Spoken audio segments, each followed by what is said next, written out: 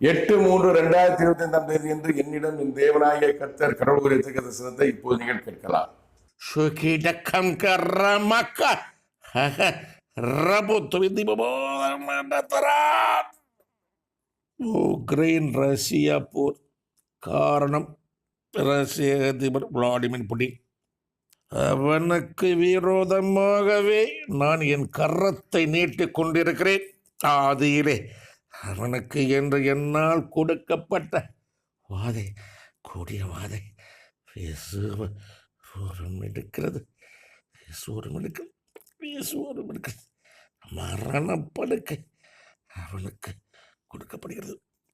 ரஷ்ய தேச பயணம் உனக்கு ஆயத்தப்படுத்தப்பட்டு விட்டது. மரணப்படுக்கை அவனுக்கு நீங்கும். உன்னால் உக்ரைன் ரஷ்யா போர் முடிகோரும்